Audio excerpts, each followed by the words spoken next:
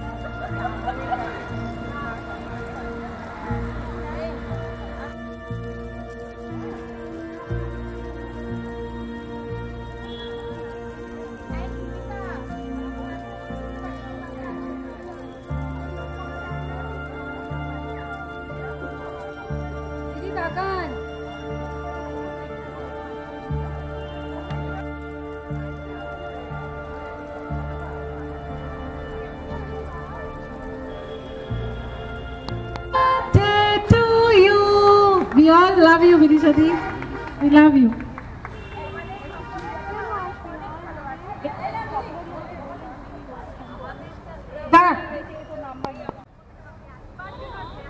আজকে আনন্দ আশ্রম বালিকা বিদ্যাপীঠ এই স্কুলের পুনর্মিলন উৎসব।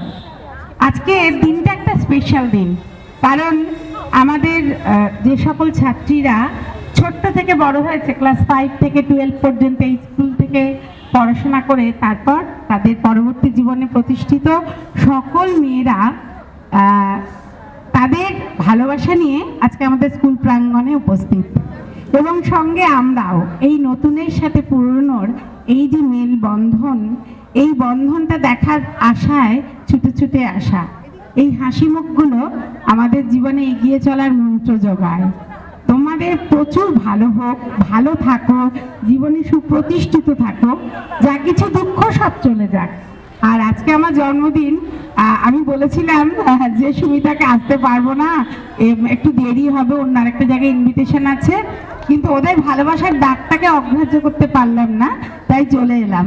সকলকে অসংখ্য অসংখ্য কি বলবো ভালোবাসা, শুভেচ্ছা, যা দিলে তোমাদের মনটা খুব ভালো থাকবে তাই সকলকে দিলাম, সেই আনন্দ আর ভালোবাসা।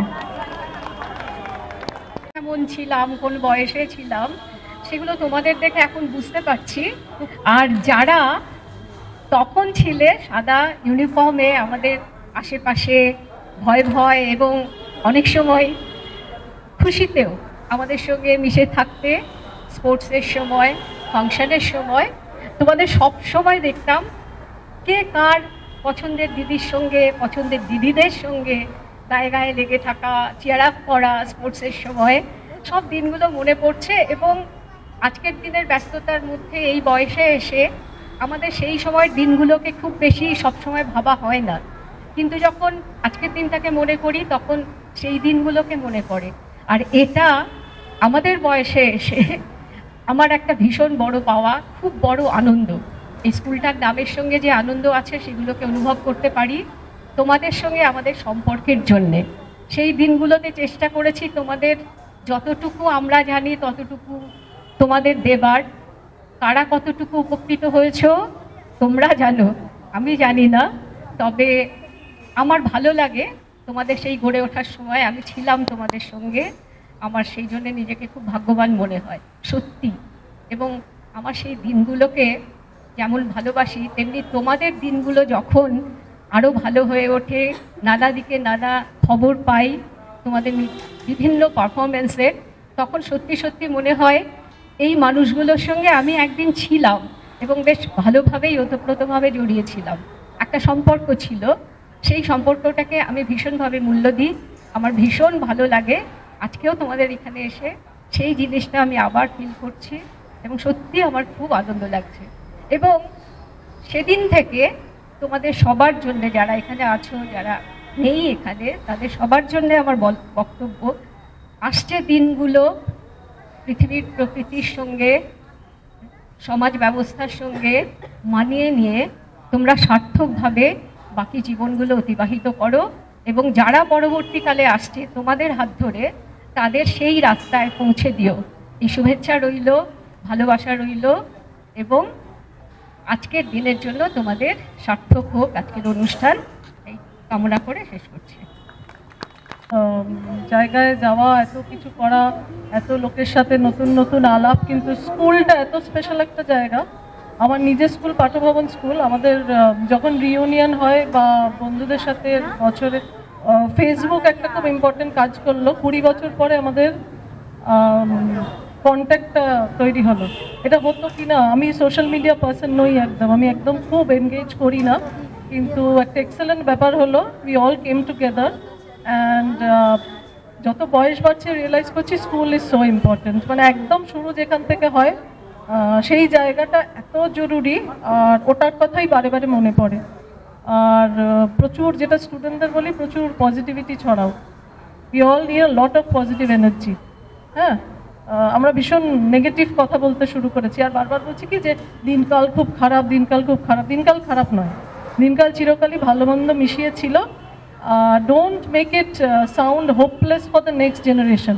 পরের জেনারেশন, আমার দাদুও বোধহয় বাবাকে বলেছিলেন, বাবা আমাকে বলেননি, আমার বাবা খুব অন্যরকম মানুষ, তো উনি বলেছিলেন যে আমার বাবা বলেছিলেন যে কি ভয়ঙ্কর দিনকাল আসছে, কিন্তু প্রোগ্রেসিভলি যদি দিনকাল খারাপ হতে হতে যেত তাহলে আমরা টিকতাম না। আমরা সবাই আছি, আমরা বেঁচে পড়তে আছি, আমরা প্রচুর ভালো কাজ করছি, ভালোগুলোকে হাইলাইট করি।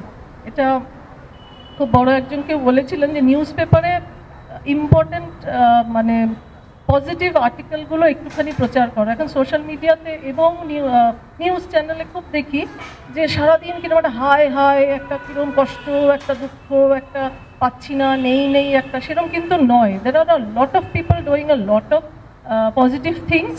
যেরকম এই যে উমা বসে আছে, এত ভালো অভিনয়, এত ছেলে মেয়ে এসেছে, ওয়েব সিরিজ দেখছিলাম দুদিন আগেই, এত ভালো অভিনয়, এত ভালো বই লেখা, এত ভালো ক্রিয়েটিভিটি। সুতরাং প্রচুর ভালো কাজ হচ্ছে, আমরা সবাই মিলে সেগুলোকে হাইলাইট করি। হ্যাঁ, কারণ নিউজ পেপার আর মিডিয়া মানে টিভি চ্যানেলগুলো আমাদের বড্ড নেগেটিভিটি। আমার বাড়িতে বহু বছর, লাস্ট বোধহয় 10 বছর কোনো টিভি নেই, আমি টিভি দেখি না, আমার ভাল লাগে না। তো সুতরাং আমার মনে হয় যে ওই নেগেটিভ জিনিসটাকে সরিয়ে পজিটিভ চিন্তা করি। অ্যান্ড স্কুল ইজ মানে 3 cheers ফর স্কুল, রাইট?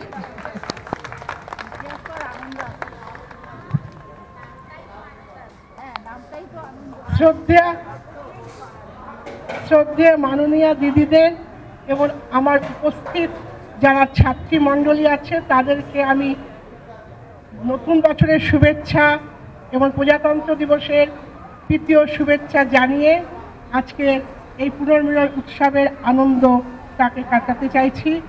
প্রতি বছরই আমরা এই দিনটাতে আসি, মাঝখানে কোভিড হয়েছিল বলে হয়তো আসা হয়নি, কিন্তু এই দিনটা আমাদের কাছে খুবই আনন্দের দিন।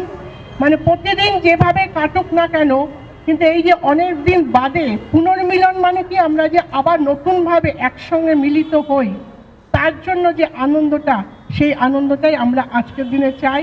সুতরাং সমস্ত রকম অনুষ্ঠানের মাধ্যমে এখনো অনেক অনুষ্ঠান বাকি আছে, খাওয়া দাওয়া, তারপর তোমরা নতুন এসছো, অনেক দিন বাদে স্কুলে এসছো, যারা স্কুলকে দূর থেকে ছুঁয়ে নাও শুধু, আজকে তারা মাঠে ঘুরে বেড়াতে পারবে এবং আনন্দটাকে অনুভব করবে। রুমগুলো গিয়ে দেখবে, সেই পুরনো দিনের কথা মনে পড়ে যাবে। দিদিরা যে বোর্ডে আঁকিঝুঁকি করতেন সেগুলোও দেখে মনে পড়ে যাবে। সেই দিনের জন্যই তোমরা আজকে বিভিন্ন জায়গায় এক একজন সুপ্রতিষ্ঠিত হয়েছ, আমরা সেই খবরও পাই, খুব ভালো লাগে। আমি আর আমার বক্তব্যকে বেশি দীর্ঘায়িত করতে চাই না, তোমরা তোমাদের সমস্ত অনুষ্ঠান শুরু করে দাও।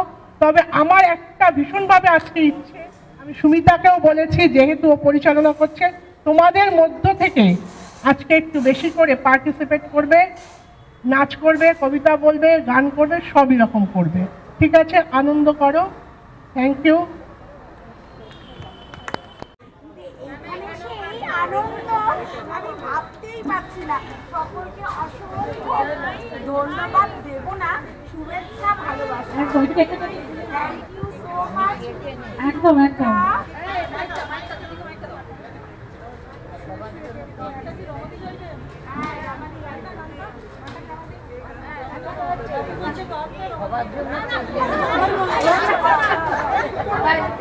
আমি বড় সিঙ্গার, আমারই দায়িত্ব পড়েছে হ্যাপি বার্থডে গানটা গাওয়া। চলো সবাই মিলে happy birthday to you, happy birthday to you, happy birthday dear আমাদের দিদি, happy birthday to you, may God bless you, may God bless you, happy birthday, happy birthday, happy birthday to you.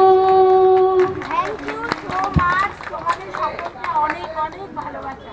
আজকের দিনটা আমার কাছে একদম ভীষণভাবে special হয়ে গেল। এই দিনটা সত্যি আমার কাছে আজকে ভীষণভাবে স্পেশাল। আমার সকল ছাত্রীদের এবং আমার সহকর্মী সকলকে অনেক ভালোবাসা, আর তাদের এই ভালোবাসা নিয়েই বাকি জীবনটা এগিয়ে যেতে চায়। এখানে অনেক বড় দিদিরাও রয়েছেন, তাদেরকে আমার প্রণাম জানাই। এমনি করে যাই যদি দিন, যাক না যাক না, এমনি করে যাই যদি দিন, যাক না।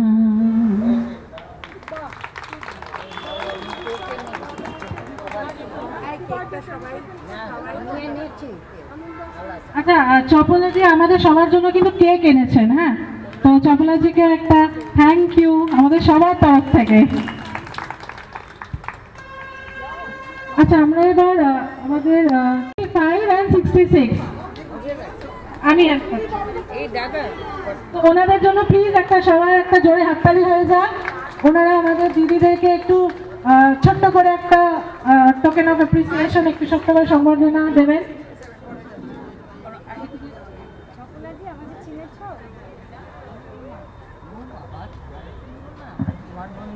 প্রথমেই আমরা সম্বর্ধনা জানাচ্ছি আমাদের চপলাদিকে। সবাই একটু জোরে হাততালি, একটু জোরে হাততালি। এদিকে এদিকে এদিকে এদিকে এদিকে।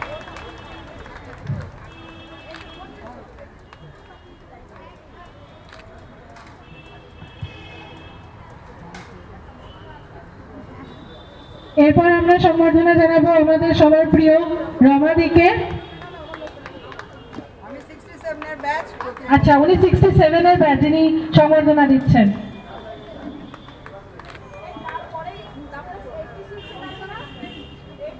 এরপরে আমাদের বর্তেগাল আবারও বিদিশা দিকে। আজকে বারবার, আজকে রাত 12টা অব্দি বর্তেগালই হবে, বর্তেগালই বলো। আচ্ছা, 65 ব্যাচের দিদি অসীমা চক্রবর্তী ওনার নাম, উনি দিলেন। থ্যাংক ইউ দিদি, থ্যাংক ইউ। আচ্ছা, থ্যাংক ইউ দিদি আপনাদের, থ্যাংক ইউ। আপনারা গিয়ে আপনাদের আসন গ্রহণ করুন। এবার আসছে 86 এর ব্যাচ, 1986। আচ্ছা, ওনারা হচ্ছেন ফার্স্ট 11-12 যখন শুরু হয় তখনকার প্রথম ব্যাচ। কৃষ্ণা দিকে এবার। আচ্ছা, একটা ইনফরমেশন পাওয়া গেছে 66 এ বিদিশাদির জন্ম, কিন্তু তো ভালোই হয়েছে, 66 ব্যাচের একজন দিদি দিয়েছেন। এবার কৃষ্ণা দিকে সম্বর্ধনা দিচ্ছেন। জোরে হাততালি, হাততালি কই? একদম। এইবারে কাকে? আমাদের এভারগ্রিন বিউটিফুল সুস্মিতা দিকে। এবার সুস্মিতা দিকে সম্বর্ধনা জানাচ্ছেন কোন ব্যাচ? 86, again 86। হাততালি।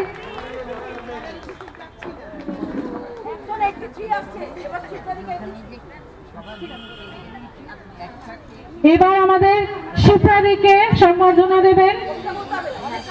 হ্যাঁ হ্যাঁ, ঠিক আছে, চলে গেলে হবে না, 2 মিনিট আরো বসতে হবে, আমরা বসে আছি, হবে না হবে না।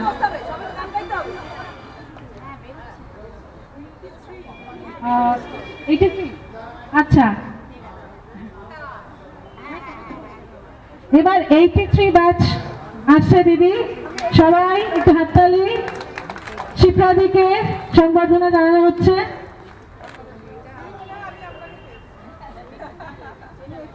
সব দিদিদের জন্য একটা প্লিজ আরেকবার জোরে হাততালি।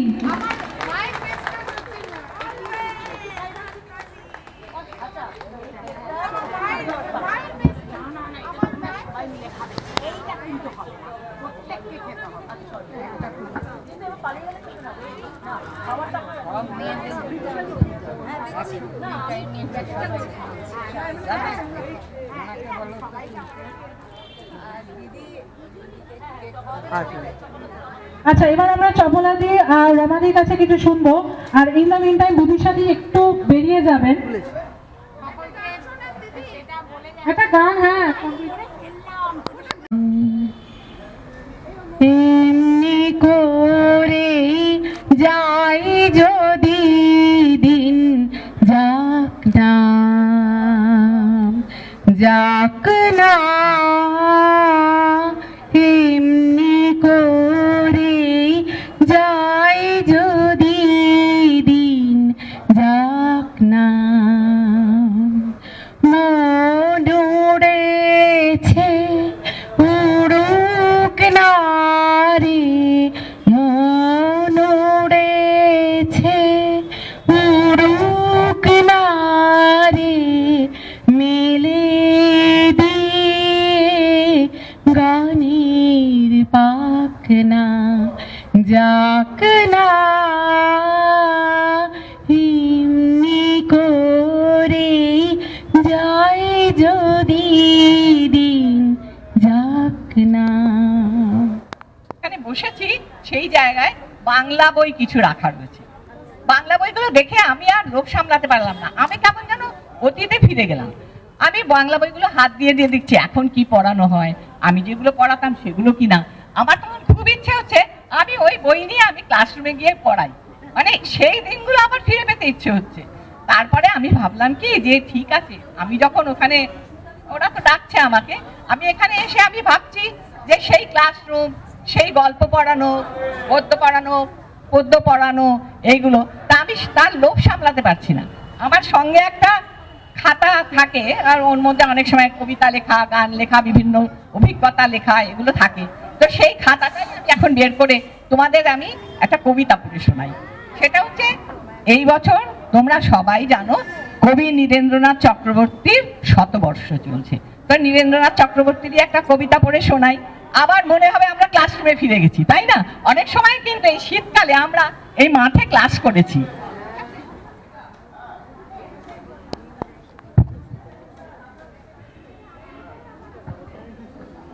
কবি নীরেন্দ্রনাথ চক্রবর্তীর বাতাসি। বাতাসি বাতাসি, লোকটা ভয়ঙ্কর চেঁচাতে চেঁচাতে ঘুমটি পিছন দিকে ছুটে গেল। ধাবিত ট্রেনের থেকে এই দৃশ্য চকিতে দেখলুম। কে বাতাসি? জোয়ান লোকটা অত ভয়ঙ্কর ভাবে তাকে ডাকছে কেন? কেন হাওয়ার ভিতরে বাবরি চুল উড়িয়ে পাগলের মতো বাতাসি বাতাসি বলে ছুটে যায়? টুকরো টুকরো কথাগুলি ইদানিং যেন বড় বেশি গোয়ার মাছির মতো জ্বালাচ্ছে। কে যেন কাকে বাসের ভিতরে বলেছিল, ভাবতে হবে না, এবার দুদ্দার করে হেমাঙ্গ ভীষণ ভাবে উঠে যাবে, দেখে নিস। কে হেমাঙ্গ? কে জানে এখন সত্যি দুদ্দার করে সে কোথাও উঠে যাচ্ছে কিনা। কিংবা সেই ছেলেটা যে ট্রাম স্টপে দাঁড়িয়ে পাশের মেয়েটিকে অদ্ভুত কঠিন স্বরে বলেছিল, চুপ করো, না হলে আমি সেই রকম শাস্তি দেব আবার। কে জানে সেই রকম মানে কি রকম?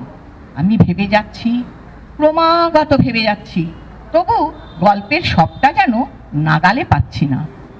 গল্পের সবটা আমি নাগালে পাবো না, শুধু শুনে যাব। শুধু এখানে ওখানে, জনারণ্যে, বাসের ভিতরে, হাটে মাঠে অথবা ফুটপাথে কিংবা ট্রেনের জানলায় টুকরো টুকরো কথা শুনবো, শুধু শুনে যাব। আর হঠাৎ কখনো কোনো দুপুরে কানে বাজবে, বাতাসি বাতাসি। উমা ভট্টাচার্য। আমি এই স্কুলে 1966 ব্যাচ। আমার বড়দি ছিলেন উষা সেন। আর আমি তো স্কুলে খুব দুষ্টুমি করেছি, খুবই দুষ্টুমি, শাস্তিও পেয়েছি। কিন্তু এখন মনে হয় যে ওই শাস্তিটা আমার দরকার ছিল। আর দিদিমণিরা ভীষণ ভালোবাসতেন আমাকে, বুঝতে পারি তো, এখন তো ভালো বুঝতে পারি। আমি ক্লাসের খাতা তুলে টিচারদের ঘরে গিয়ে খাতা জমা দিতাম। আমাকে ওনারা পিঠে হাত দিয়ে আদর করে বলতো, যা খুব পাজি হয়েছিস, দুষ্টু হয়েছিস, মানে এটা ওটা আদরের কথা। আমি খেলা করতাম, আরতি দিই, আমাকে দিয়ে খুব কি বলবো, দিদিমণিরা আমাকে ঠেলে দিয়ে দিতেন, বলতেন এক্ষুনি ছোট, যা ওখানে বুড়ি ছুঁয়ে নে। তারপরে অনেক দিদিমণি, যে যেমন ধরো সুলেখা দি, শিবানী দি, এর আগেই ওনারা বললেন যে খুব প্রিয় দিদিমণিদের গায়ের কাছে গিয়ে গিয়ে দাঁড়ানো। এই দুজনের নাম আমি করলাম, সুলেখা দি, শিবানী দি, ভীষণ ভালোবাসতেন ওনারা। আচ্ছা, আমার এই কথা, আমি একদিন কি করেছি, টিফিন হবার আগে আমি ক্লাস থেকে বেরিয়ে গেছি বাথরুম করবার নাম করে, যাইনি। একটা কোট করেছি, অকুপাই করেছি, খেলবো তো এই খেলাগুলোর নাম ভুলে গেছি, কি বলো তো? হ্যাঁ, কিতকিত। হ্যাঁ, এবার আমি আর ক্লাসে যাচ্ছি না, আমি নিজে আম গাছের ওখান থেকে ঘন্টা নামিয়ে সে ঘন্টা বাজিয়ে দিলাম। সব টিচাররা ঘড়ি দেখছে, বলছে কি অসময়ে ঘন্টাটা কে বাজালো টিফিনের? খোঁজ করো কোন ক্লাস থেকে কোন মেয়ে বেরিয়েছে। এবার সুলেখা দি বললেন, আমার ক্লাস থেকে উমা বেরিয়েছে, এখনো আসেনি। আমি তো বুঝিনি, এটা বিশাল অপরাধ। টিচাররা বললো, আয় তোকে কান ধরে বড়দির কাছে নিয়ে আসি। বড়দির কাছে চলে গেলাম। বড়দি তো ভীষণ শান্ত, বকতেই পারে না। আমার দিকে একটু তাকিয়ে মিচকি হেসে বললেন, এখন যদি তোকে আমি শাস্তি না দিই তাহলে সবাই আমাকে বকবে, তুই বাইরে দাঁড়িয়ে থাক আধ ঘন্টা কান ধরে। আমি এই বারান্দাটার মধ্যে আধ ঘন্টা কান ধরে দাঁড়িয়ে রইলাম, আর চোখ দিয়ে টপ টপ করে জল পড়ছে। আমি বুঝতেই পারছি না আমি কি অন্যায় করেছি। এখন আমি বুঝতে পারি যেটা কতটা অন্যায়। আচ্ছা, রাখছি। তারপরে আরো অনেক আছে। এখানে পুরো ফুলের বাগান ছিল। স্কুলে ঢুকে পড়েছি রোববার আরেকটি মেয়েকে নিয়ে, সমস্ত বড় বড় ফুল তুলে ফেলেছি। এইবার শান্তিদি বলে একজন ছিলেন বেসিক স্কুলের টিচার, উনি এখানে থাকতেন রেসিডেন্সিয়াল। এবার উনি আমাকে লক্ষ্য করে উনি এলেন, খরম পায়ে, সাদা কাপড় পরতেন, লাল পাড় শাড়ি, খুব সুন্দরী মহিলা। উনি এসে বললেন, আয় উমা, বেরিয়ে আয়। আমি বললাম কেন? তখন হাত থেকে সব ফুলগুলো গাছের তলায় ফেলে দিয়েছি। তখন বললাম, কেন, আমি কি করেছি? বলে, সব দেখেছি আমি, তুই সব গাছের বড় বড় ডালিয়া, চন্দ্রমল্লিকা, গোলাপ সব ছিঁড়ে ফেলেছিস। আমি বললাম, না তো। বলে, কোথায় না তো? ওই যে গাছের তলায় পড়ে আছে। তারপরে উনি আমার কানটি ধরে এই মাঠের থেকে পুরো তুলে নিয়ে গেলেন 4 তলায় শ্রীমতী চারুশীলা দেবীর কাছে। বললেন, আশ্রম মাতা ছিলেন উনি। বললেন, এই দেখুন এই মেয়ে কি করেছে। আর চারুশীলা দেবী তো অসম্ভব ভালো মহিলা ছিলেন, মহিয়সী নারী। উনি বললেন, যা ফুলগুলো সব তুলে নিয়ে আয়, রামকৃষ্ণ, স্বামীজি আর সারদা মায়ের পায়ে দেওয়া হবে, তোর হাতেই আজকে এই ফুলগুলো ওনারা নেবেন। তাহলে তোমরা বলো তো কেমন মনের মহিলা ছিলেন উনি। এই গল্পটা না বললে তো হতোই না। এবার আমার ওই চারুশীলা দেবী আমাকে দাঁড় করিয়ে রেখে বললেন, একটু দাঁড়া, ওটাই তোর শাস্তি। আচ্ছা, এখন বাড়ি যা, তোর ঠাকুমা তোকে খুঁজতে বেরিয়ে গেছে।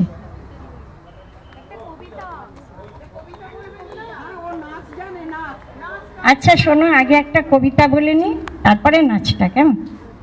যদি তোমরা দেখতে চাও। আর আমি যদি এত সময় নিয়ে নিই তাহলে অন্যেরা কি করে করবে বলো? আচ্ছা, আমি আজ এখানে এসেছি, পরে বলবো কারণটা, এখন বলবো না।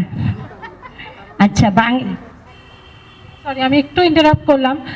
সবাই একটু নিজেদের দেশের কবি উনি, গত বছর বোধহয় উনি প্রয়াত হয়েছেন। কবি আল মাহমুদের নোলক কবিতাটি আমি বলবার চেষ্টা করছি মুখস্থই, যদি আটকে যায় তো তোমরা ক্ষমা করে নিও।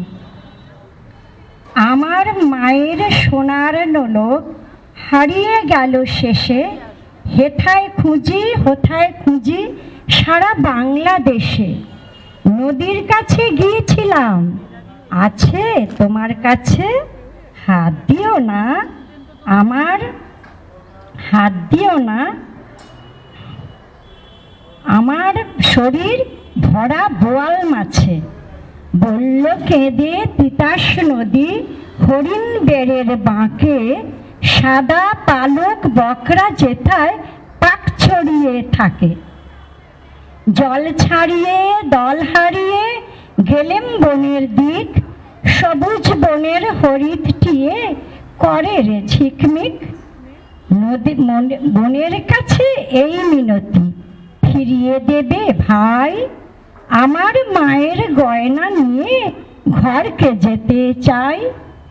কোথায় পাবো তোমার মায়ের হারিয়ে যাওয়া ধন? আমরা তো সব পাকপাখালি বনের সাধারণ। সবুজ চুলে ফুল পেঁধেছি, নোলক পরি না তো। ফুলের গন্ধ চাও যদি নাও, হাত পাতো হাত পাতো। বলেই পাহাড় দেখায় তাহার আহার ভরা বুক, হাজার হরিণ পাতার ফাঁকে বাঁকিয়ে রাখে মুখ। এলিয়ে খোপা রাত্রি এলেন, ফের বাড়ালেন পা, আমার মায়ের গয়না ছাড়া ঘরকে যাব না। আমি পড়াতাম ওই নিরালস সাবজেক্ট, আর ভৌত বিজ্ঞান ভূত হয়েই ছিলাম।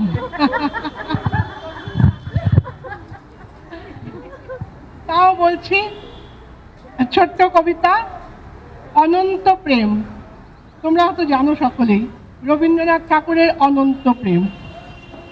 তোমারেই যেন ভালোবাসিয়াছি শতরূপে শতবার, জনমে জনমে যুগে যুগে অনিবার। চিরকাল ধরে মুগ্ধ হৃদয় গাঁথিয়াছে গীতহার, কত রূপ ধরে পড়েছ গলায় নিয়েছ সে উপহার। জনমে জনমে যুগে যুগে অনিবার। যত শুনি সেই অতীত কাহিনী, প্রাচীন প্রেমের ব্যথা, সেই অতি পুরাতন বিরহ মিলন কথা। অসীম অতীতে চাহিতে চাহিতে দেখা দেয় অবশেষে, তোমারই কালের প্রেমের রজনী ভেদিয়া তোমারই মূরতি এসে। চিরস্মৃতিময়ী ধ্রুব তারকার বেশে আমরা দুজনে ভাসিয়া এসেছি যুগল প্রেমের স্রোতে, অনাদিকালে হৃদয় উৎস হতে। আমরা দুজনে করিয়াছি খেলা কোটি প্রেমিকের মাঝে, বিরহ বিধুর নয়ন সলিলে মিলন মধুর সাজে। পুরাতন প্রেম নিত্য নতুন সাজে, আজি সেই চিরদিবসের প্রেম অবসান লভিয়াছে। রাশি রাশি হয়ে তোমার পায়ের কাছে, নিখিলের সুখ নিখিলের দুঃখ নিখিল প্রাণের প্রীতি। একটি প্রাণের একটি প্রেমের মাঝারে মিশেছে সকল প্রেমের স্মৃতি, সকল কালের সকল কবির গীতি। নমস্কার। প্রায় একটি অবিস্মরণীয় নাম।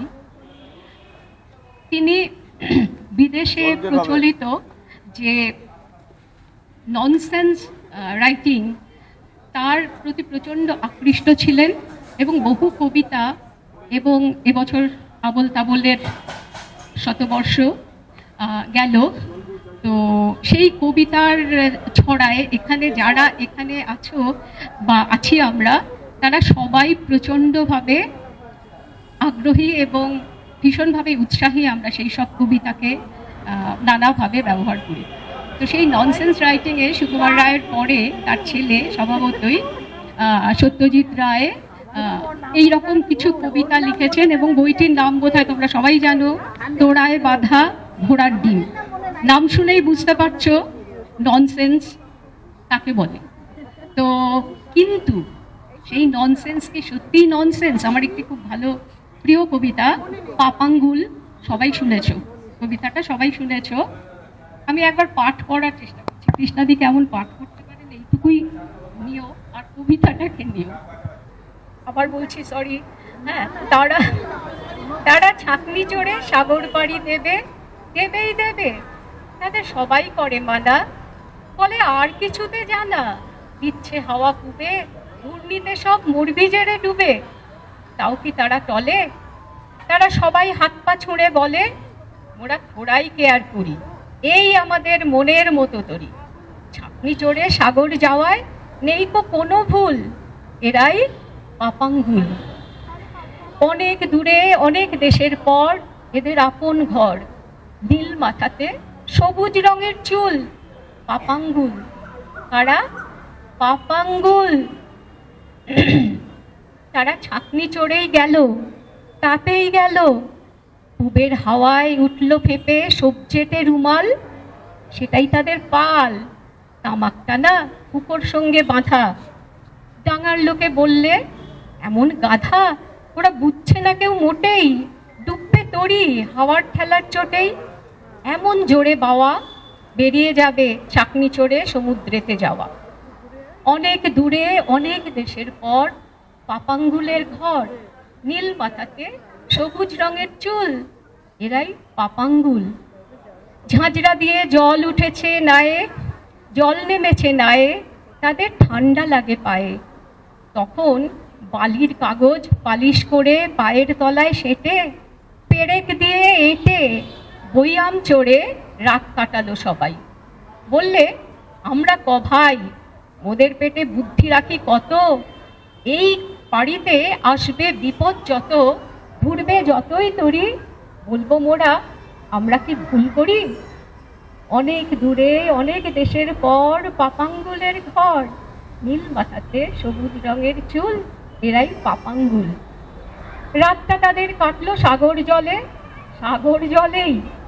আবার সন্ধ্যা নামে পাটকিলিয়া পাহাড়খানার বামে, চাঁদের দিকে চেয়ে এবার তারা উঠল সবাই আনমনি গান গেয়ে। আহা অলম্বুস, আজকে মোদের মেজাজ বড় খুশ, আজকে আকাশ চাঁদ চাঁদোয়ায় ঢাকা, ঝাঁঝরা দায়ে আজ রাতেতে বইয়াম চড়ে থাকা। অনেক দূরে অনেক দেশের পর পাপাঙ্গুলের ঘর, নীল মাথাতে সবুজ রঙের চুল, এরাই পাপাঙ্গুল।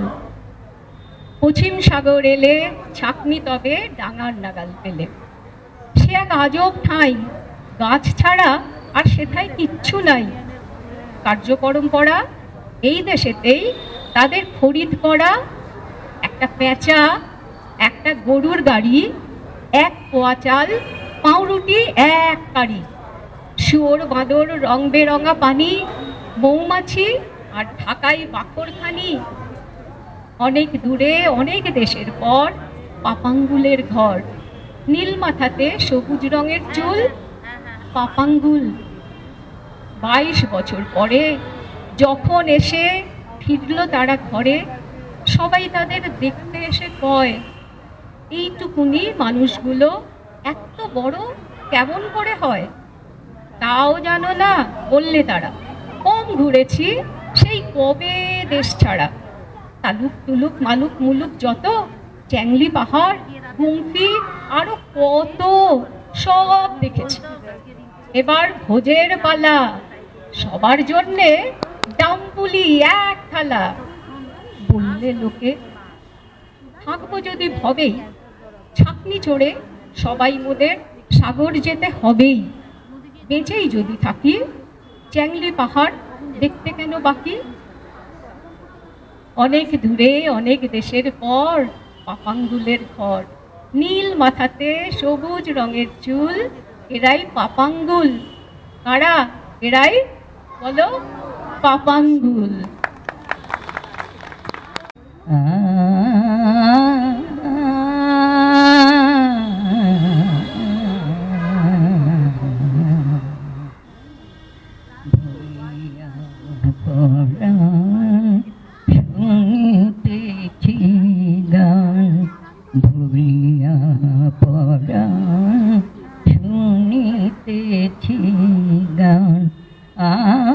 আসিবে আজি বন্ধু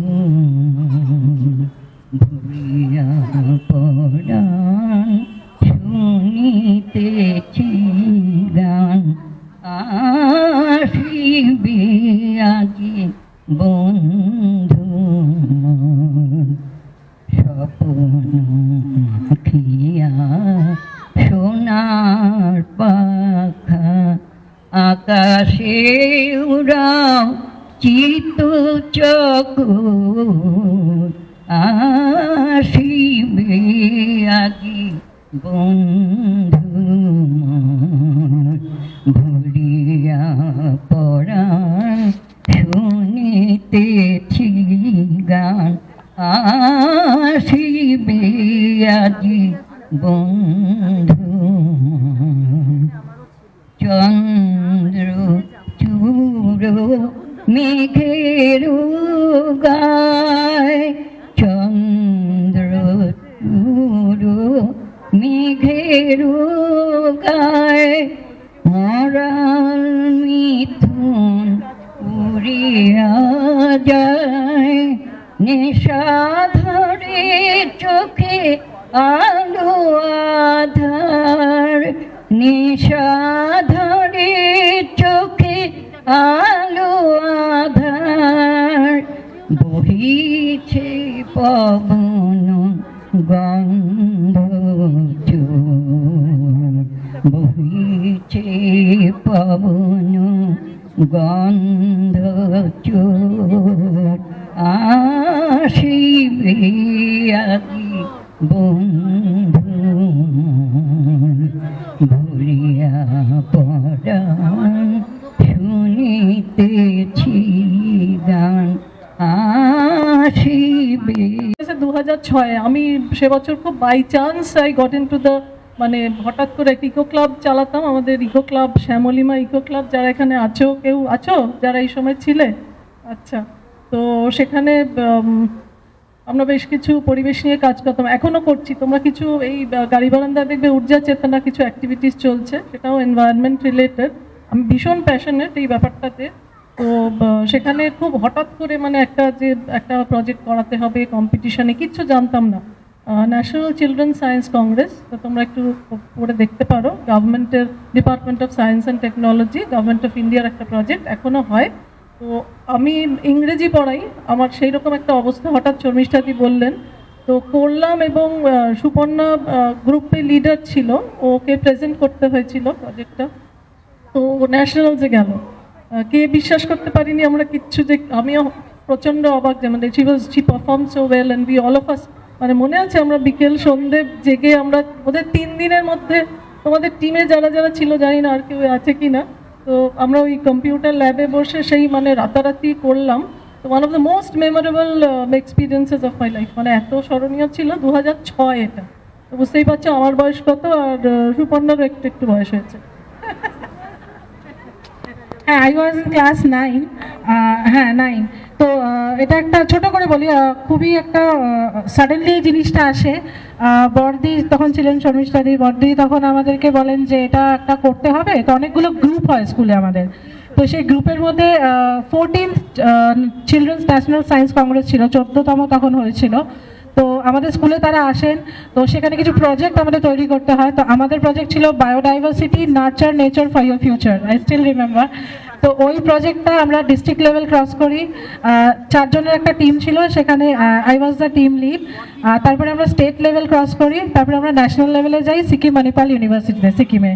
তো আমি, বড়দি, সুস্মিতাদি সবাই আমরা গেছিলাম, এবং সেখানে কলকাতা থেকে টোটাল 5 জন সিলেক্ট হয়েছিল, তার মধ্যে একজন আমি ছিলাম। আর ওয়েস্ট বেঙ্গল থেকে 30 জন ছিল, 15 জন মেয়ে 15টা ছেলে, 15 জনের মধ্যে আমি ছিলাম। এবং সবচেয়ে বড় আমার এই স্কুল থেকে দিদিদের কাছ থেকে মানে বকা, পড়াশোনা শেখা, নানা রকম অভিজ্ঞতা ছাড়াও সবচেয়ে বড় যেটা পাওনা ছিল, ওখানে late doctor APJ Abdul Kalam উনি প্রেজেন্ট ছিলেন। তো ওনার সাথে আমরা ইন্টারাক্ট করেছিলাম, এবং নানা রকম কোয়েশ্চেন ওনাকে করা হচ্ছিল, মানে আপনার চুলটা কেন এরকম, আপনি ঘুম থেকে উঠে কি ভাবেন, মানে নানা রকম প্রশ্ন করে আমরা ওনাকে জ্বালিয়েছিলাম।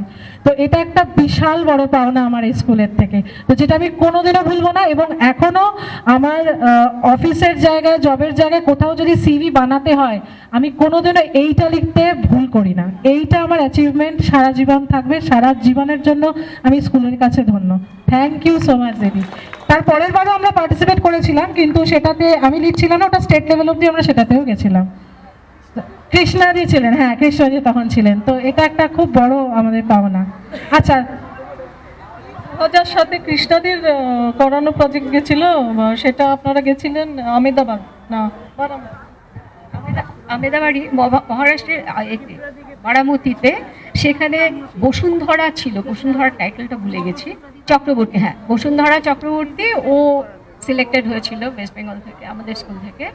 তো সেখানেও এপিজে ডক্টর আবুল কালাম আজাদ, তার সঙ্গে আমরাও মিট করেছিলাম, মানে আমাদের মেয়েরাও মিট করেছিল।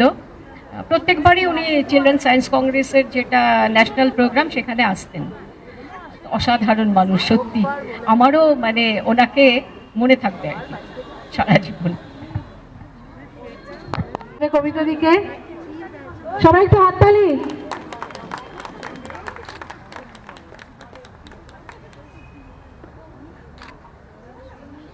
আচ্ছা, আমাদের কবিতা দিকে আমি একটু কিছু বলার অনুরোধ করব একটু পরে। আচ্ছা, উনি জাস্ট এসেছেন একটু। এবং যেভাবে আমরা তোমাদের গড়ে তোলার জন্য আমরা যেভাবে তোমাদের সাথে মানে এত স্ট্রিক্টলি বিহেভ করি, এখন তো আমি দেখে বুঝতে পারছি you are shaped up and you are ready and really the nation needs you. তাই বলে নিজেদের ছেলে মেয়েদেরও ঠিক ওইভাবেই তৈরি করো, আর আমাদের সমাজটাকেও ঠিক ওইভাবেই তৈরি করো, এইটুকুই আমি অনুরোধ জানাবো। ছিল কথাটা, যখন আমি 1960 সালে 1 নভেম্বর এই বাড়িটাতে এসেছিলাম, তখন আমাকে ওখানকার বলা হয়েছিল যে আমি তো বাঁকুড়া থেকে এসেছি, সুতরাং মফস্বলে কলকাতা স্কুলে চান্স পাবো না। তখন ওখানকার যিনি ছিলেন, মানে আমার ল্যান্ডলর্ড, তার ছেলে আমার বাবাকে বললো, কাকাবাবু যদি এই স্কুলে চান্স না পায়, খানপুর বলে একটা স্কুল আছে। আমি দেখতাম এখানে লেজিমের নাচ হতো, দারুণ, মানে লেজিম প্রত্যেক বছর রিপাবলিক ডেতে ব্রিগেড প্যারেড গ্রাউন্ডে করতো। আর আমার বাবা যেহেতু গভর্নমেন্ট অফিসার ছিল, আমরা যেতাম, সেই জন্য দেখতে পেতাম সেখানে। পদ্মজা নাইডু আসতেন তখন, তা সেই লেজিমের নাচে আমি ভাবতাম এই স্কুলটা আমি ভর্তি হতে পারবো না। তখন রমাদি ছিলেন, উষাদিরও আগের যিনি, তিনি আমাকে ভর্তি করেছিলেন, যিনি যোধপুর পার্ক গার্লস হাই স্কুলটা অত বড় দাঁড় করিয়েছিলেন। সেই স্কুলের এখন আমি যাকেই ভর্তি করতে বলি আনন্দ আশ্রম, বেঙ্গলি মিডিয়াম, কিন্তু আনন্দ আশ্রম কোথায় আছে জানো? আমি এখনো গুগলে কন্ট্যাক্ট করেছি, ক্যালিফোর্নিয়ায় প্রথম আনন্দ আশ্রম হয়েছে, আমেরিকার ক্যালিফোর্নিয়ায় আনন্দ আশ্রম হয়েছে। কারণ আশ্রম মা দুটো বই বাবাকে দিয়েছিলেন, যে কন্ট্রাক্টর এসেছিলেন আনন্দ আশ্রমে সব কাজ করতে, অনেক কিছু টাকা জ্ঞানাকল জেনেই বলতে আমাদের খারাপ কথা, চলে গেছেন। কিন্তু যাই হোক, তখন যেহেতু আমার বাবা ইঞ্জিনিয়ার ছিলেন, তখন ধরা হলো যে সেই কন্ট্রাক্টর ম্যাসাঞ্জোর ড্যামটা আমার বাবা করেছিলেন বলে ওখানে আমার জন্ম, তিলপাড়া ব্যারেজ যখন হয়, তা ওই কন্ট্রাক্টর বাবার চেনা ছিল। তা বাবাকে আশ্রমবার ডেকেছিলেন, বাবা এই টাকাটা পাইয়ে দেওয়ার ব্যবস্থা করেছে বোধ হয়। তা আশ্রমবার 3টে বই দিয়েছিলেন, এখানে বইটা নেওয়া হয়েছে। কিছুদিন আগে একটা কি যেন এতে বেরোবে পত্রিকাতে, তা নীলাঞ্জনাদি সব স্কুল সম্বন্ধে বললেন। হঠাৎ একজন সাংবাদিক আমাকে ফোন করে বললেন, আপনি বাকি হিস্ট্রিটা বলুন। তা আমি বলেছিলাম, উনি করেছিলেন, বার করেছিলেন, আমাকে হোয়াটসঅ্যাপে পাঠিয়ে দিয়েছিলেন, আছে কি যেন পেপারটা।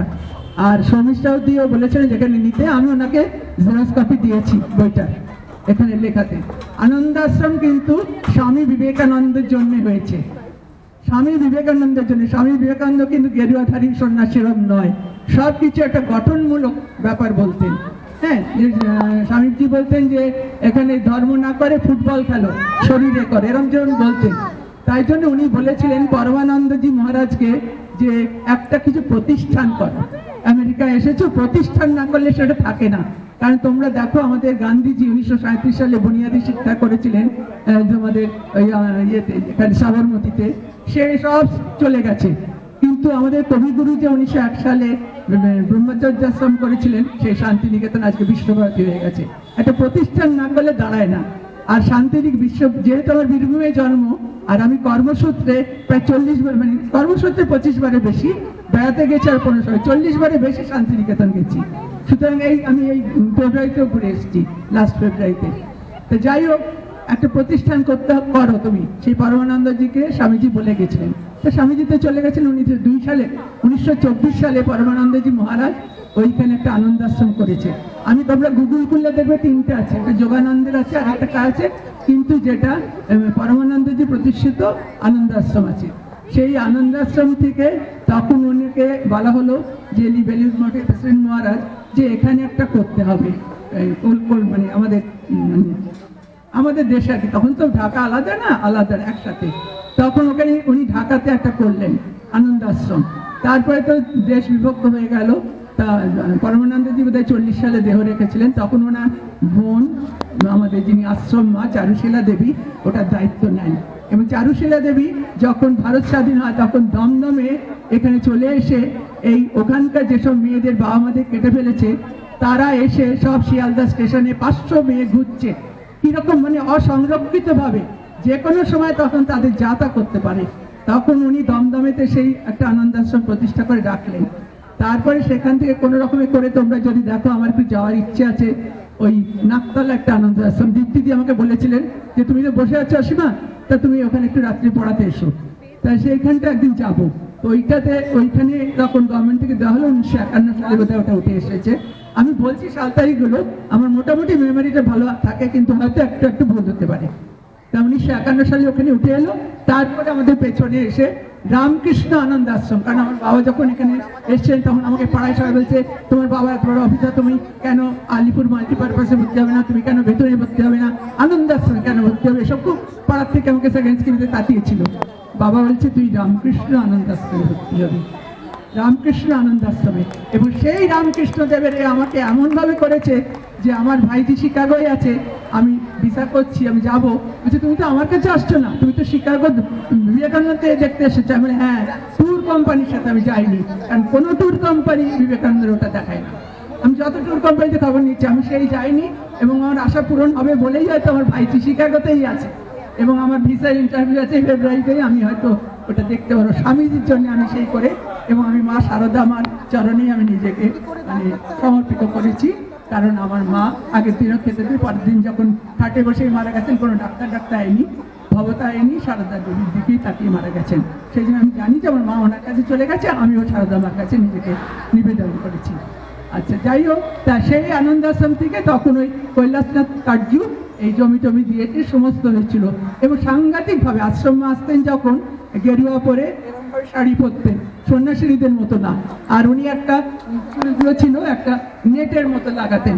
সেই দেখে আমার খুব ইচ্ছে হলো একটা আমি নেট লাগাবো। তখন কোথায় খুঁজি, নিউ মার্কেটে গিয়ে পেলাম। তা আশ্রমে এলে কিন্তু এমনি ভয় পেত সবাই, উনি ঘুরে বেড়াতেন, ছোটখাটো মানুষ, আমরা সবাই খুব ভয় পেতাম। কিন্তু এখন মিড ডে মিল যে তোমরা বলছো, আমাদের সময় দুধ আসতো, প্যাকেটে মিল্ক পাউডার আসতো, সেইটা গুলে দেওয়ার কথা ছিল, গুলে দেওয়া হতো না। ওই ধারে যে লোহার স্পাইরাল স্টেয়ারকেসটা আছে, লোহার সিঁড়িটা, ওইখান থেকে দেওয়া হতো। এবং এত গরিবের মেয়েরা পড়তো। আমার একটি বন্ধুর কথা মনে আছে, তমা বলে নাম ছিল, বলে অসীমা তোরা এগুলো নষ্ট করছিস, এরকম করছিস, এটা খেতাম, ফেলে দিতাম, তোরা নষ্ট করিস না, এইটা আমাদের দিস, আমি সকালবেলা ভাইকে দুধগুলো দেবো আর আমরা চা খাবো।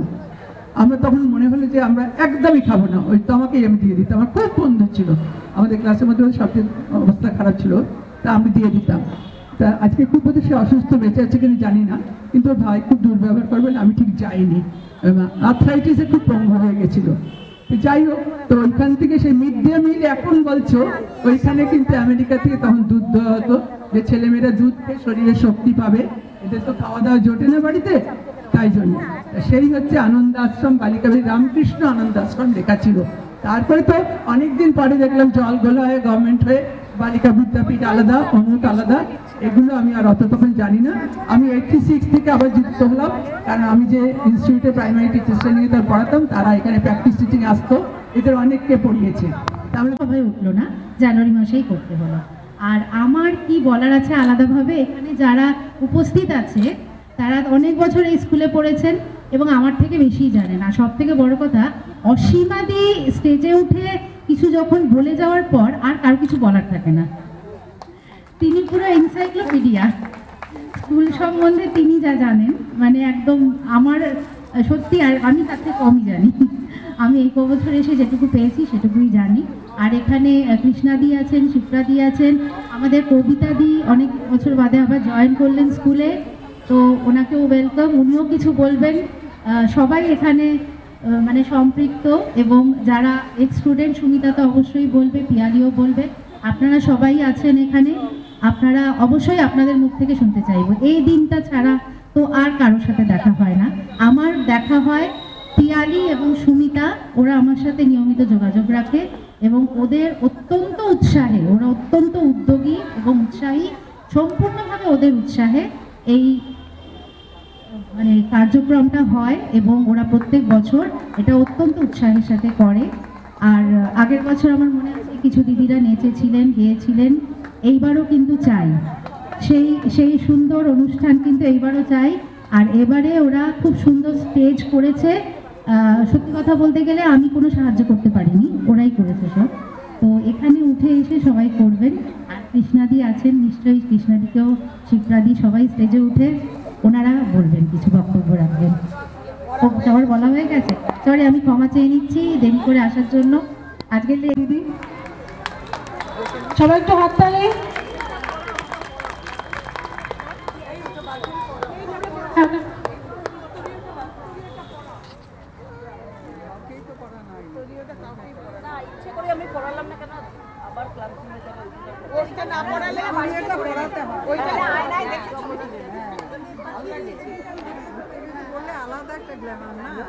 সবাই একটু হাততালি দিও। হ্যাঁ, সবার আগে আছে, আপনারা একটু বলে পড়লেন। হ্যাঁ,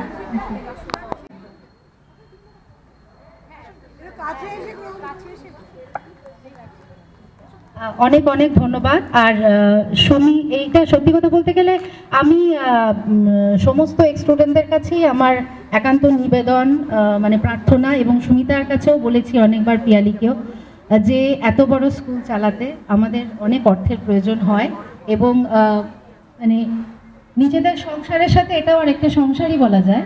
তো প্রত্যেকটা হিসেবপত্র রেখে স্কুলের যাবতীয় electricity, fan, light, plumbing, bathroom পরিষ্কার, কম্পিউটার ঠিক করা, সমস্ত স্কুলটাকে পরিচালনা করতে গেলে বেশ কয়েক লক্ষ টাকার প্রয়োজন হয়, যেটা আমাদের সরকারি স্কুলে এই 240 টাকা মাইনে হয় না। এটা আমি আগেও বলেছিলাম, যে কারণে আমার মানে আমি সত্যি কথা বলতে গেলে ওদের কাছেই প্রার্থনা জানিয়েছিলাম যে যদি তোমাদের তরফ থেকে কিছু স্কুলের জন্য করতে পারো তাহলে খুব ভালো হয়। এবং বিভিন্ন স্কুলে জানেন, আপনারা সবাই জানেন, অ্যালামনি অ্যাসোসিয়েশন আছে এবং তারা এইভাবে কিছু না কিছু ডোনেশন তুলে স্কুলের জন্য করে। তো সেটা আমি ওদের কাছে একান্ত অনুরোধ জানিয়েছিলাম, প্রার্থনা জানিয়েছিলাম, এবং ধন্যবাদ যে ওরা এগিয়ে এসছে। এবং এর আগেও অনেক স্টুডেন্ট এসে আমাদের স্কুলে প্রাঙ্গণে, এবং সুমিতা নিজেও গাছ লাগিয়ে গেছে, এত সুন্দর মনোরম পরিবেশকে আরও সুন্দর মনোরম করে দিয়ে গেছে। এবং দুর্ভাগ্যবশত আমাদের পুরনো বকুল গাছটি বাঁচানো যায়নি, ওরা অনেক চেষ্টা করেছে, আর্থিক সাহায্য করেছে, কিন্তু সামহাও গাছটিতে এতভাবেই গাছটি নষ্ট হয়ে গেছিল, সেটাকে আর বাঁচানো সম্ভব হয়নি। তো এখানে আরও একটি গাছ লাগানো হয়েছে ওই কারণে এই জায়গাতেই। তো সেটা নিশ্চয়ই আবার বড় হয়ে ফুলে ফেঁপে উঠবে এবং আগের বকুল গাছের মতনই আচ্ছাদিত করে রাখবে আমাদের স্কুলের সকল ছাত্রীদেরকে। ধন্যবাদ। থ্যাংক ইউ সুমিতা, ইয়াদি, সকল স্টুডেন্টদেরকে, এক্স স্টুডেন্টদেরকে অনেক অনেক ধন্যবাদ। সবাই একটু হাততালি দাও।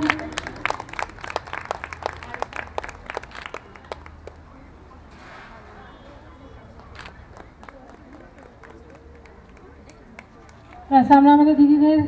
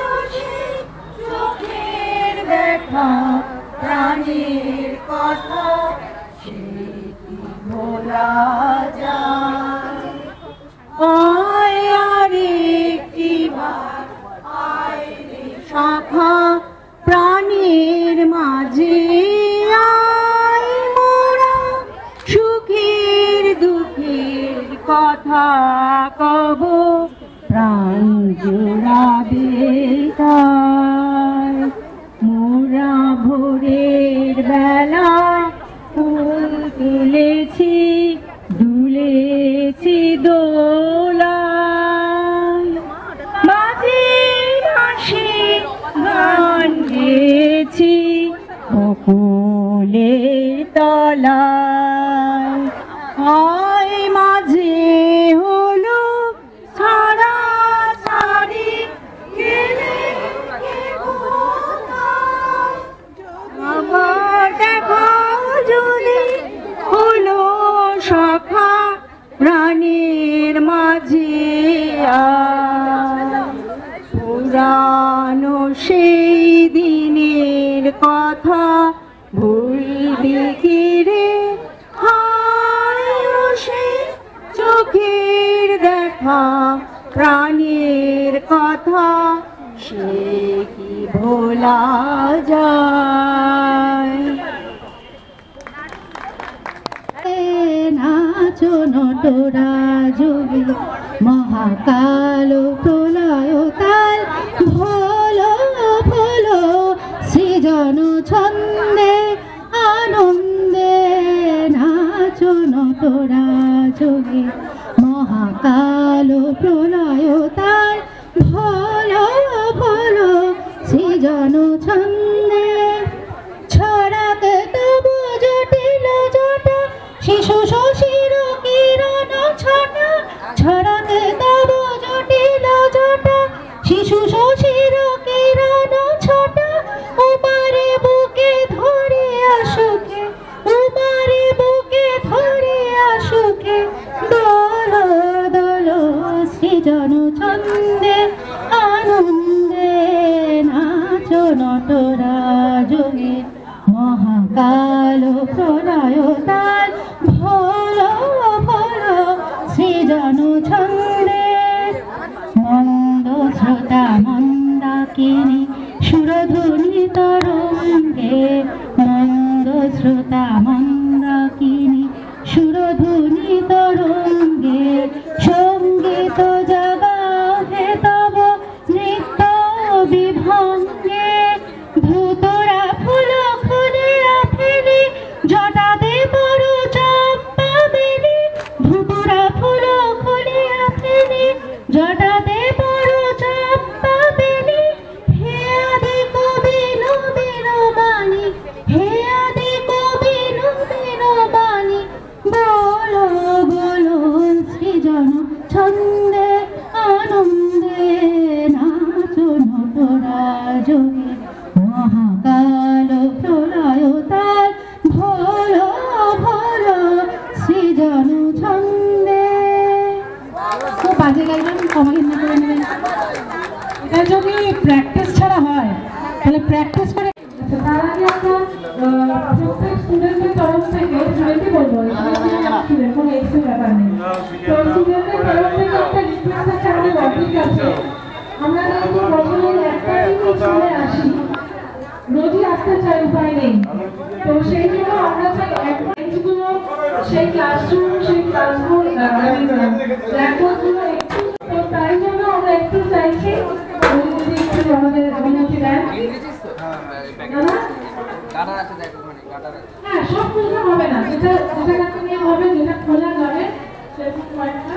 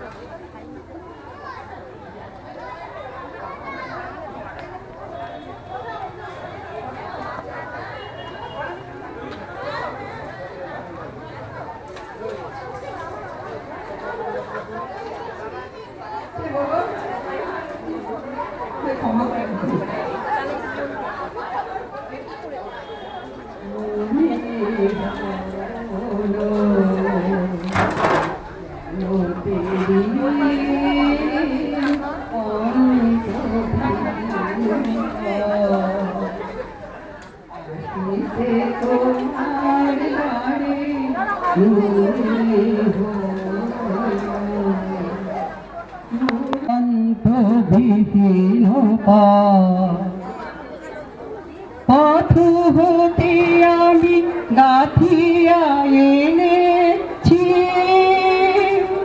শীত জ্যোতির মালা সকরণ নিবে গানের গন্ধ ঢালা লজ্জা দিও না দিও না লজ্জা দিও না তারে মনে হলো যেন পেরিয়ে অন্তবিহীন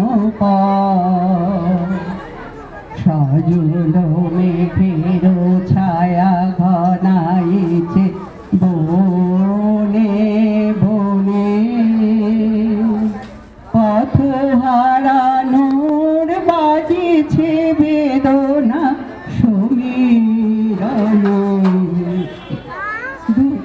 দূর হতে আমি দেখেছি তোমার ওই বাতায়ন তলে নিভৃত প্রদীপ জলে দূর হতে আমি দেখেছি তোমার ওই বাতায়ন তলে নিভৃত প্রদীপ জলে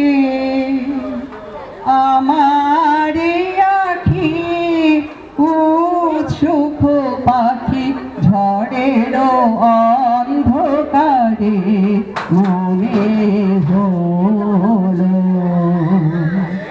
যেন পেরিয়ে অন্তবিহীন আসিতে তোমার দাঁড়ে মনে হলো যেন পেরিয়ে এলেম অন্তবিহীন পায়।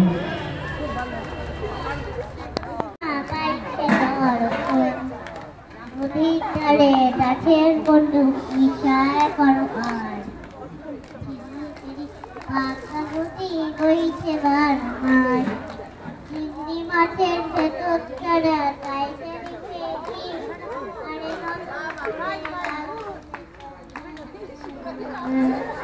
জাদু চুলা লম্বা চুলা উড়ে বেড়ায় রে দেখি স্বামী দেখো না না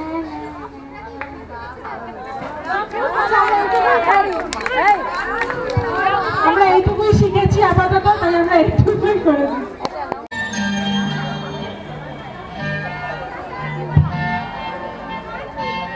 এই যে যার মতো নাচ, ওকে নাচতে দে, ওকে নাচতে দে।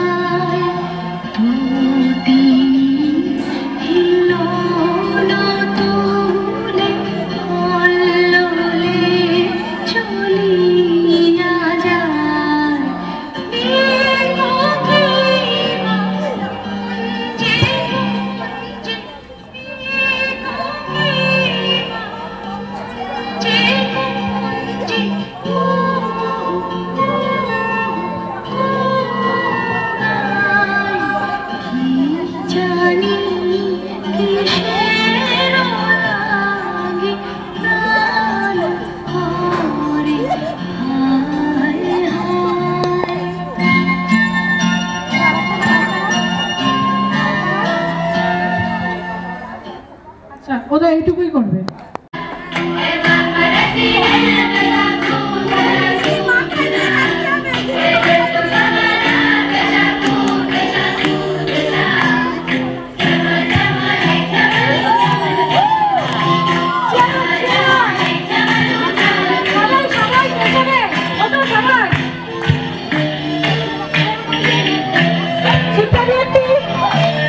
জলের গ্লাস চাইছে, রাখতে রাখতে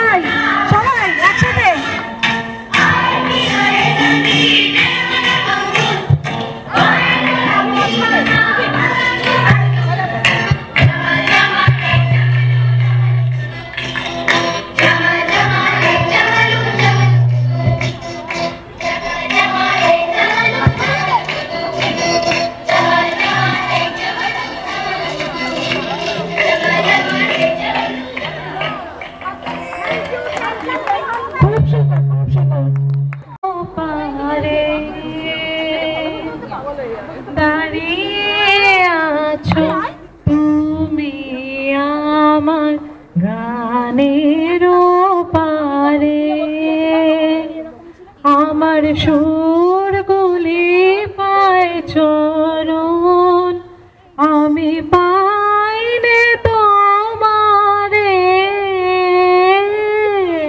দাঁড়িয়ে আছো তুমি আমার গানের পারে।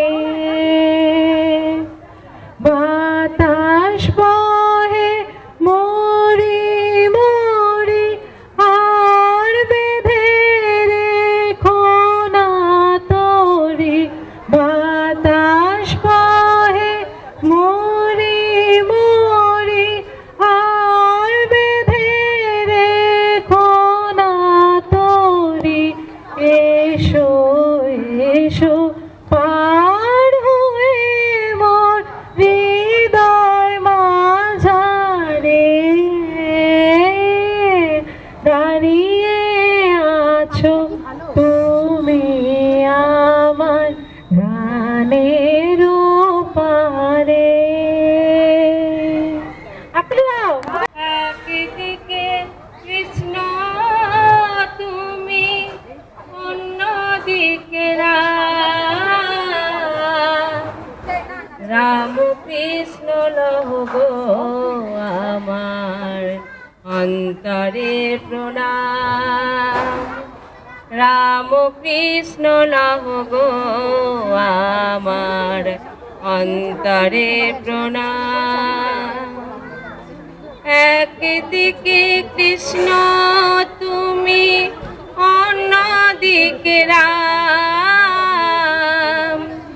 একদিকে কৃষ্ণ তুমি অন্যদিকে রাম, রাম কৃষ্ণ লহ গো আমার অন্তরে প্রণাম।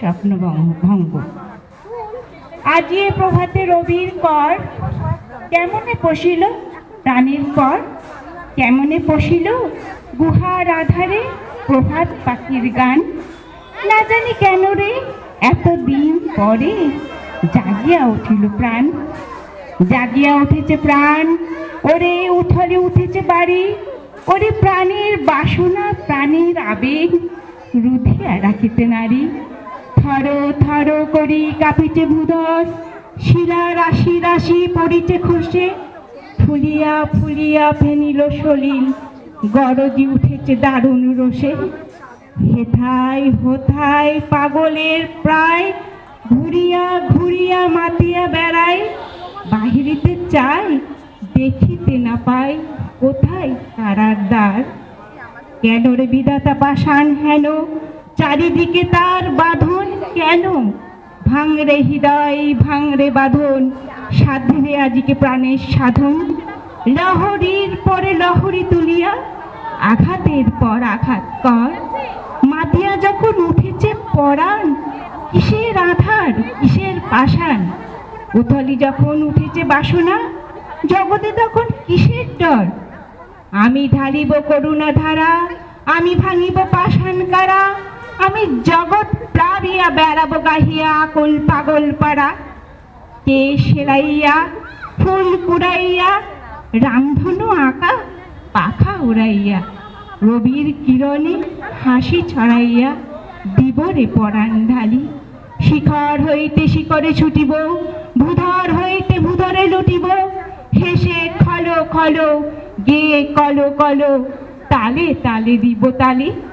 এত কথা আছে, এত গান আছে, এত প্রাণ আছে মোর, এত সুখ আছে, এত স্বাদ আছে, প্রাণ হয়ে আছে ভোর।